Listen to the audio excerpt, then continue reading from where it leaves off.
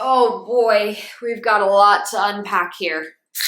Cracking open a Diet Coke for this one. We're gonna talk about why I did not get to the finish line of the New York City Marathon. I didn't even get the chance, and what I'm doing differently now to train for London Marathon April 2024.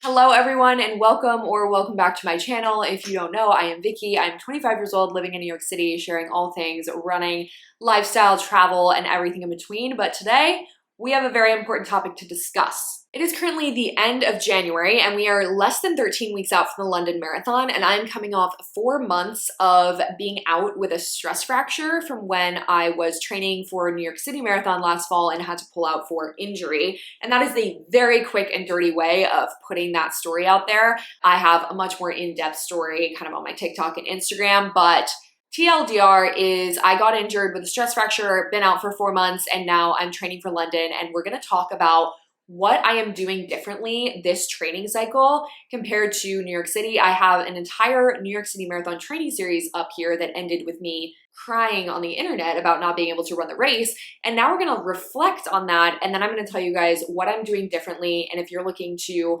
marathon train or anything in between, we're starting a new series where we actually get to the start line of our race healthy. First things first, we're gonna talk about New York City Marathon training cycle and what I think went wrong. The first thing that I think went wrong is when I go back and watch those videos, I was really dead set on not getting injured and I thought I was doing the right things. And in my defense, I think that I was, but there were some key things that could have been done differently. I was trying to piecemeal together multiple plans.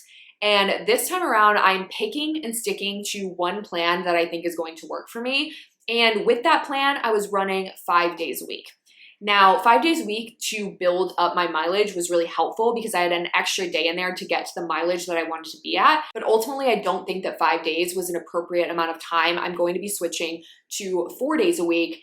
And I'm going to be actually prioritizing strength training because I was really, really good at strength training for the first probably 8 to 10 weeks of the New York City Marathon training cycle. And then I fell off because I was traveling and it was just like harder to get in. And I was like giving myself excuses to not do it. And I wasn't doing any PT work. So prioritizing strength training, going down to 4 days a week with either 2 cross training days and a rest day, or 4 days a week with running stacked with strength and then doing more rest days. And trying to, on the cross training days, actually do cross training that's going to benefit me. I was on the bike, which I actually do think helped. I was on the Peloton once a week, but I'm also doing the elliptical, which is a great low impact cardiovascular exercise that helps with cross training, and then doing more lifting. The other thing is that I live in New York City and I'm heavily involved in the New York City running community, and I was going to, I don't want to say too many run clubs, but I was adding too many extra fun miles that didn't actually benefit me in my training at all. I had this mindset of like,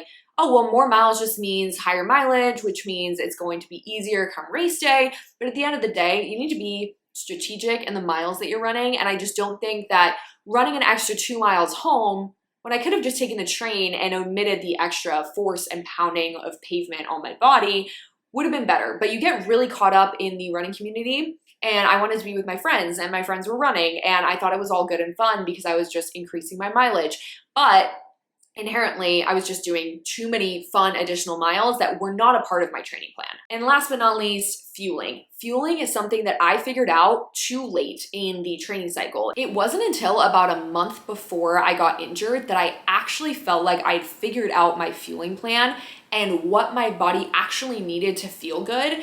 And prior to that, I thought I was fueling enough, but I actually wasn't. And this was something that my injury also taught me of just like how much more I needed to be eating. And I just think that now that I'm able to reflect, I'm gonna bring so much knowledge into this next training cycle.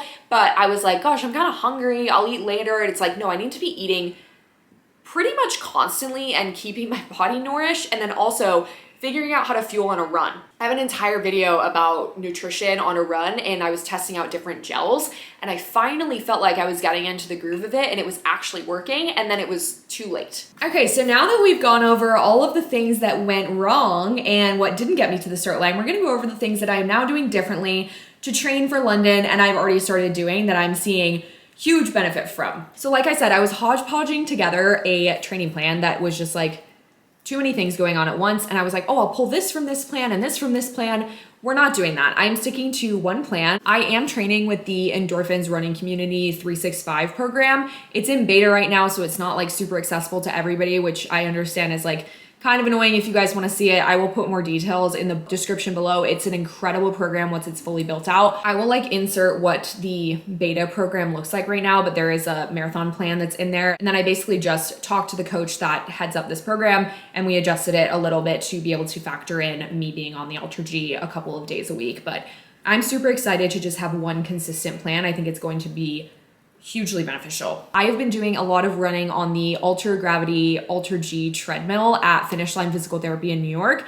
And it is basically a treadmill that puts you in this bubble. I'm gonna insert a photo so you understand what I'm talking about. And you can run at a percentage of your body weight so that you're still putting in the same effort and getting in miles without pounding your body so hard, which is really important for me. Having a stress fracture in my pubic bone, it was just a really big game changer. So I'm currently doing 2 days of running on the Ultra G a week and then 2 days outside. And that's been really helpful. And I actually was running next to a girl on the Ultra G treadmill the other day who is not currently injured, but still uses the Ultra G as a supplement to her running because she knows that pounding the pavement isn't always beneficial. So it is an incredible tool that I feel so lucky to have access to.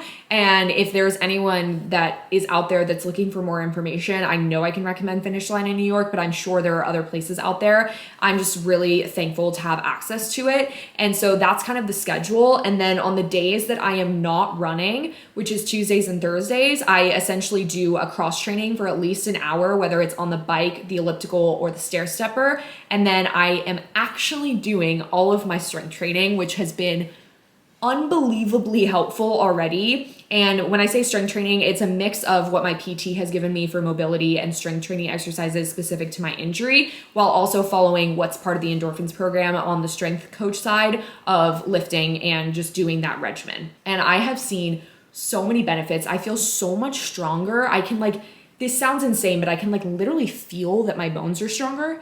And it has been such a game changer to have that structure. So it's basically Monday outside, Tuesday cross training and strength, Wednesday on the Ultra G, Thursday cross training and strength, Friday on the Ultra G, and then Saturday or Sunday, I will go outside, and the other day is a complete rest day. And now I bring you into my kitchen for one good reason, and that is this training cycle, I am eating more than I ever have before on purpose, because that is something I realized I was not doing. As much as I thought that I was fueling properly, all of my injury just taught me is that I need to be eating more than I could ever imagine, and also eating while on a run, which I know I needed to do. And again, I said I got into that routine too little too late. So I'm bringing you into my kitchen because I am eating a whole lot. I'm eating a lot of protein sources, typically salmon or chicken. I'm eating a lot of healthy fats like avocado and all those things. I feel like I actually have my nutrition in check, and I'm still